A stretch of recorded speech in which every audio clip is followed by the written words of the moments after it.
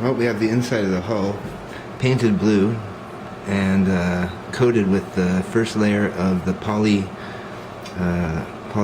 coating, polymer coating, sorry. We've got a drain tube here for underneath the engine so that we can siphon out whatever's in there after the run. Got the prop all ready and cut down, ready to go. But we are changing the plan with the boiler. And I just made this. So it's a bit of a cross tube 496. And it's about the same diameter of the tanks on the 496, but this is longer because I am running a twin, so I'll need a little bit more water. But this should be sufficient for 10 minutes. And it's about an inch longer than the 496, which we can see over here actually. Maybe about the same size, just a bit longer. And when I get the end caps I can extend it anyways, so I'm getting copper end caps for this so that I'll be able to hard solder those on with no problems. Did quite an excessive soldering job here, but that's better than not having enough solder. And that's the actual steam fitting for the superheater that goes underneath. And the large tubes have a low level and a high level at the other end, so that as the water drains they'll still be able to get water across to each one, or create steam from each remaining bit of water in the tubes. So towards the end of the run it'll be like a superheated kind of run. But this should produce a lot of steam. Those are some pretty big fire tubes down there.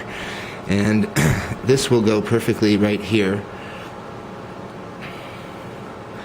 And I'll probably move it back to about here, and then with the caps it'll go underneath.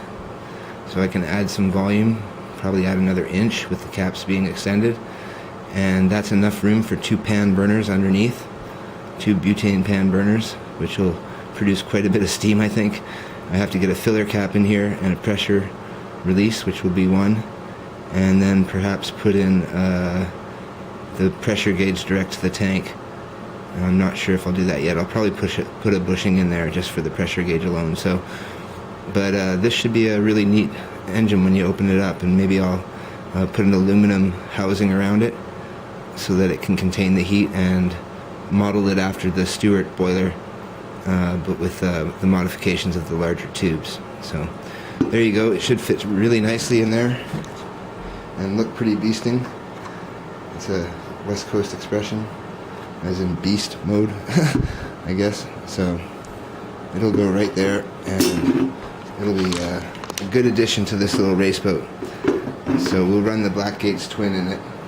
We've got that over there, and at 60 psi that thing spins up pretty fast.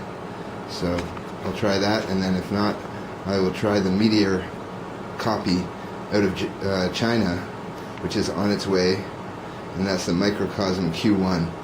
And we'll see if it can compete with the Meteor engine as far as speed goes. I'm going to rev it right up and return it if it breaks. So watch for that test, guys. See ya.